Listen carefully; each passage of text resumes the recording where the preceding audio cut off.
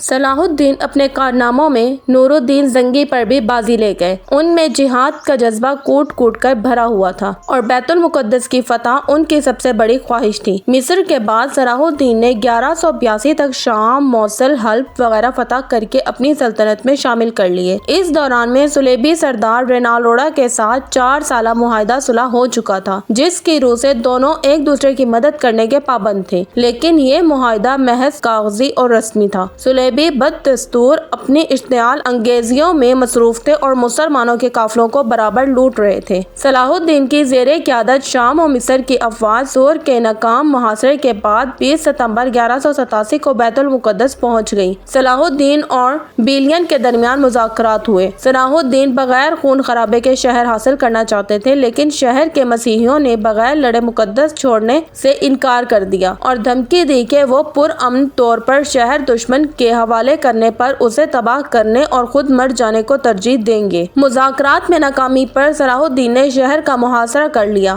صلاح الدین کی افواج برداؤد اور باب دمشق کے سامنے کھڑی ہو گئی اور تیر اندازوں نے حملے کا آغاز کیا۔ اس کے علاوہ منجنیقوں کے ذریعے شہر پر سنگ باری کی گئی۔ صلاح الدین کی افواج نے کئی مرتبہ دیواریں توڑنے کی کوشش کی، لیکن مسیحیوں نے اسے ناکام بنا دیا۔ 6 روزہ محاصرے کے بعد صلاح الدین نے افواج کو شہر کے دوسرے حصے کی جانب منتقل کر دیا اور حملہ جبل زیتون کی جانب سے کیا جانے لگا۔ 29 ستمبر کو مسلم افواج شہر کی فصیل کا ایک حصہ گرانے میں کامیاب ہو گئی، تاہم وہ فوری طور پر شہر میں داخل نہ ہوئی اور دشمن کی عسکری قوت کو ختم کرتی رہیں۔ 1186 میں مسیحیوں کے ایک ایسے ہی حملے میں رینالڈ نے یہ جسارت کی کہ بہت سی دیگر مسیحی امراء کے ساتھ مدینہ منورہ پر حملے کی غرض سے حجاز مقدس پر حملہ آور ہوا۔ صلاح الدین ایوبی نے ان کی سرگرمیوں کی روک تھام کے لیے اقدامات کیے اور فوراً رینالڈ کا تعاقب کرتے ہوئے حطین میں اسے جا لیا۔ سلطان نے یہی دشمن کے لشکر پر ایک ایسا آتش گیر مادہ ڈلوایا جس سے زمین پر آگ بھڑک اٹھی۔ چنانچہ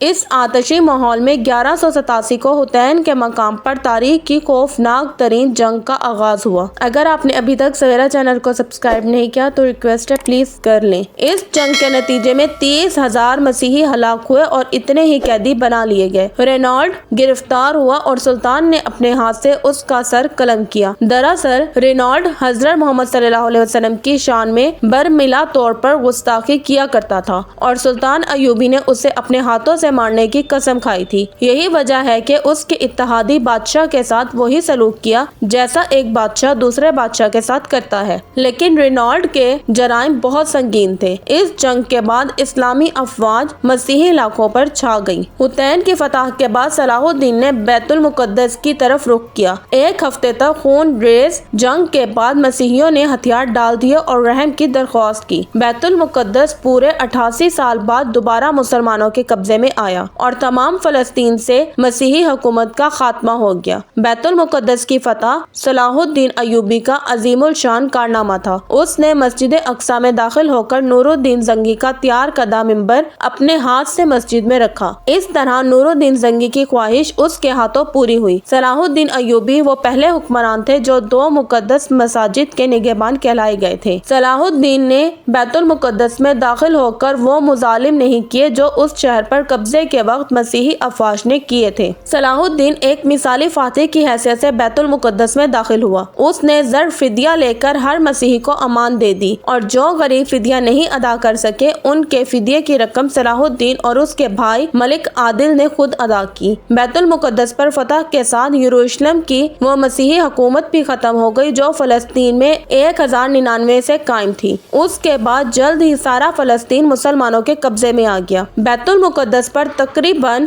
761 سال مسلسل مسلمانوں کی حکومت رہی، تاآنکہ 1948 میں امریکہ، برطانیہ، فرانس کی سازش سے فلسطین کے علاقے میں یہودی سلطنت قائم کی گئی اور بیت المقدس کا نصف حصہ یہودیوں کے قبضے میں چلا گیا۔ 1967 کی عرب اسرائیل جنگ میں بیت المقدس پر اسرائیلیوں نے قبضہ کر لیا۔ جب بیت المقدس پر قبضے کی خبر یورپ پہنچی تو سارے یورپ میں کوہرام مچ گیا۔ ہر طرف لڑائی کی تیاریاں ہونے لگی۔ جرمنی، اٹلی، فرانس اور انگلستان سے فوجوں پر فوجیں فلسطین روانہ ہونے لگی۔ انگلستان کا بادشاہ رچرڈ جو اپنی بہادری کی وجہ سے شیر دل مشہور تھا اور فرانس کا بادشاہ بادشاہ فلپ آگسٹ اپنی اپنی فوجیں لے کر فلسطین پہنچے۔ یورپ کی اس متحدہ فوج کی تعداد 6 لاکھ تھی۔ جرمنی کا بادشاہ فریڈرک باربروسا بھی اس مہم میں ان کے ساتھ تھا۔ مسیحی دنیا نے اس قدر لاتعداد فوج ابھی تک فراہم نہ کی تھی۔ یہ عظیم الشان لشکر یورپ سے روانہ ہوا اور عکا کی بندرگاہ کا محاصرہ کر لیا۔ اگرچہ سلطان صلاح الدین نے تنہا عکا کی حفاظت کے تمام انتظامات مکمل کر لیے تھے، لیکن صلیبیوں کو یورپ سے مسلسل کمک پہنچ رہی تھی۔ ایک معرکے میں 10,000 مسیحی قتل ہوئے، مگر صلیبیوں نے محاصرہ جاری رکھا۔ لیکن چونکہ کسی اور اسلامی ملک نے سلطان کی طرف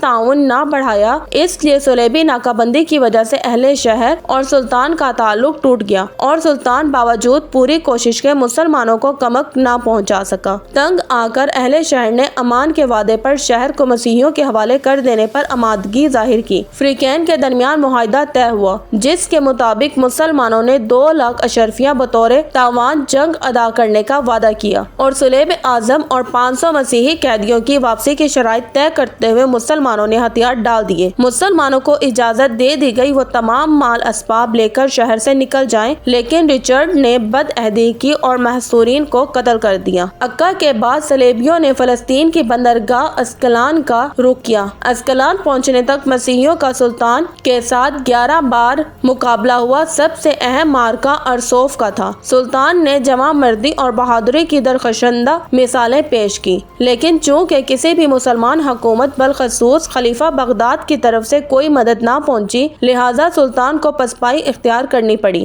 واپسی پر سلطان نے اسکلان کا شہر خود ہی تباہ کر دیا اور جب صلیبی وہاں پہنچے تو انہیں اینٹوں کے ڈھیر کے سوا کچھ بھی حاصل نہ ہوا۔ اس دوران میں سلطان نے بیت المقدس کی حفاظت کی تیاریاں مکمل کی، کیونکہ اب صلیبیوں کا نشانہ بیت المقدس تھا۔ سلطان نے اپنی مختصر سی فوج کے ساتھ اس قدر عظیم لاؤ لشکر کا بڑی جرأت اور حوصلہ سے مقابلہ کیا۔ جب فتح کی کوئی امید باقی نہ رہی تو صلیبیوں نے صلح کی درخواست کی۔ فریقین میں معاہدہ صلح ہوا، جس کی روح سے تیسری صلیبی جنگ کا خاتمہ ہوا۔ اس صلیبی جنگ میں سوائے عکا شہر کے مسیحیوں کو کچھ بھی حاصل نہ ہوا اور وہ ناکام واپس ہوئے۔ رچرڈ شیر دل سلطان کی فیاضی اور بہادری سے بہت متاثر ہوا۔ جرمنی کا بادشاہ بھاگتے ہوئے دریا میں ڈوب کر مر گیا اور تقریباً 6 لاکھ مسیحی ان جنگوں میں کام آئے۔ معاہدے کی شرائط درج ذیل ہیں۔ بیت المقدس بدستور مسلمانوں کے پاس رہے گا۔ ارسوف، حیفا، یافا اور عکا کے شہر صلیبیوں کے قبضے میں چلے گئے۔ اسکلان آزاد علاقہ تسلیم کیا گیا۔ زائرین کو آمد و رفت کی اجازت دی گئی۔ صلیب اعظم بدستور مسلمانوں کے قبضے میں ہی رہی۔ تیسری صلیبی جنگ میں سلطان صلاح الدین نے ثابت کر دیا کہ وہ دنیا کا سب سے طاقتور ترین حکمران ہے۔ صلاح الدین بڑے بڑے بہادر اور فیاض لڑائیوں میں انہوں نے مسیحیوں کے ساتھ اتنا اچھا سلوک کیا کہ مسیحی آج بھی ان کی عزت کرتے ہیں۔ ان کو جہاد کا اتنا شوق تھا کہ ایک مرتبہ ان کے نچلے دھڑ میں پھوڑے ہو گئے۔ ان کی وجہ سے وہ بیٹھ کر کھانا نہیں کھا سکتے تھے،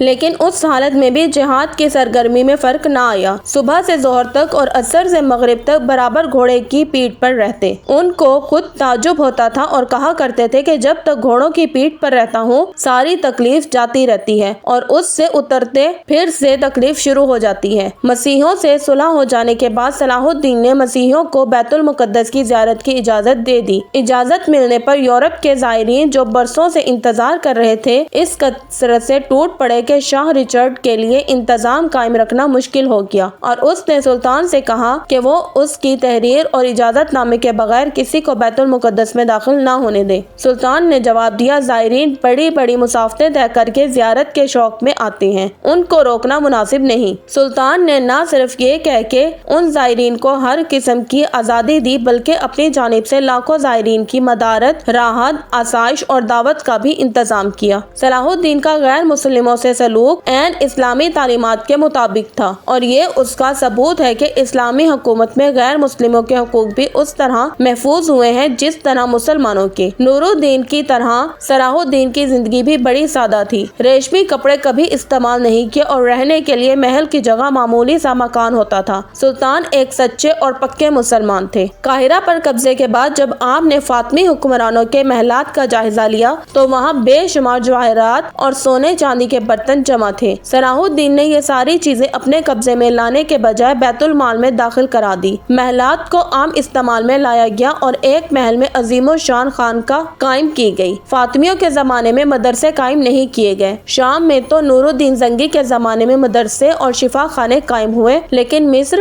اب تک محروم تھا۔ صلاح الدین نے یہاں کثرت سے مدرسے اور شفا خانے قائم کیے۔ ان مدارس میں طلبہ کے قیام اور طعام کا انتظام بھی سرکار کی طرف سے ہوتا تھا۔ قاہرہ میں سلطان صلاح الدین کے قائم کردہ شفا خانے کے بارے میں ایک سیاح ابن جیبر لکھتا ہے کہ یہ شفا خانہ ایک محل کی طرح معلوم ہوتا ہے جس میں دواؤں کا بہت بڑا ذخیرہ ہے۔ اس نے عورتوں کے شفا خانے اور پاگل خانے کا بھی ذکر کیا ہے۔ صلاح الدین سلطنت غوریہ کے حکمران شہاب الدین غوری اور مراکشی حکمران یعقوب المنصور کا ہم اثر تھا، اور بلا شبہ یہ تینوں حکمران اپنے وقت میں دنیا کے عظیم ترین حکمرانوں میں سے تھے۔ 579 ہجری میں صلاح الدین انتقال کر گئے۔ انہیں شام کے موجودہ دارالحکومت دمشق کی مسجد امیہ کے نواح میں سپرد خاک کیا گیا۔ صلاح الدین نے 20 سال حکومت کی۔ مورخ ابن خلقان کے مطابق ان کی موت کا دن اتنا تکلیف دہ تھا کہ ایسا تکلیف دہ دن اسلام اور مسلمانوں پر خلفائے راشدین کی موت کے بعد کبھی نہیں آیا۔ موجودہ دور کے ایک انگریز مورخ لین پول نے بھی سلطان کی بڑی تعریف کی ہے اور لکھتا ہے کہ ان کے ہم اثر بادشاہوں اور ان میں ایک عجیب فرق تھا۔ بادشاہوں نے اپنے جاہ و جلال کے سبب عزت پائی اور ایوبی نے عوام سے محبت اور ان کے معاملات میں دلچسپی لے کر ہر دل عزیزی کی دولت کمائی۔ صلاح الدین ایوبی کی قائم کردہ حکومت ان کے والد نجم الدین ایوب کے نام پر ایوبی کہلاتی تھی۔ صلاح الدین اگرچہ ایک دانش مند اور قابل حکمران تھے، لیکن وہ خود کو رواجی تصور سے آزاد نہ کر سکے۔ خلافت کے حقیقی تصور کو اب مسلمان معاشرہ اس حد تک بھلا چکا تھا کہ نور الدین اور صلاح الدین جیسے حکمران بھی ملوکیت کے انداز میں سوچتے تھے۔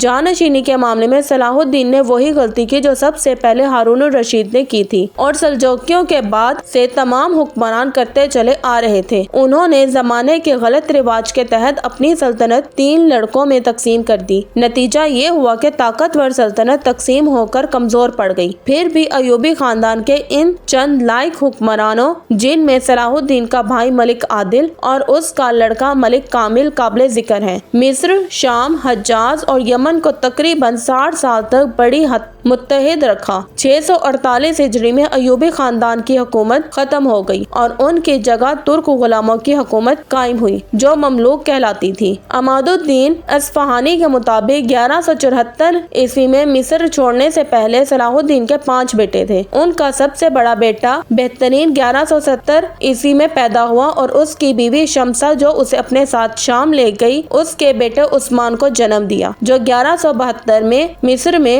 پیدا ہوا اور پھر 1177 میں ایک اور بچے کو جنم دیا، جبکہ ابو العباس کلکشاندی نے بیان کیا ہے کہ ان کا 12واں بیٹا مئی 1178 میں پیدا ہوا تھا، جبکہ اصفہانی نے بیان کیا ہے کہ یہ بچہ صلاح الدین ششم کا بیٹا تھا۔ مسعود 1175 میں اور یعقوب 1176 میں اپنی اہلیہ شمسہ کے ساتھ پیدا ہوئے۔ صلاح الدین نے ستمبر 1176 میں نور الدین زنگی کی بیوہ عصمت الدین خاتون سے شادی کی اور ان کی ایک بیوی نے بالترتیب 1173 اور 1178 میں غازی اور داؤد کو جنم دیا اور دوسری نے 1174 میں اسحاق اور جولائی 1182 میں دوسرے بیٹے کو جنم دیا۔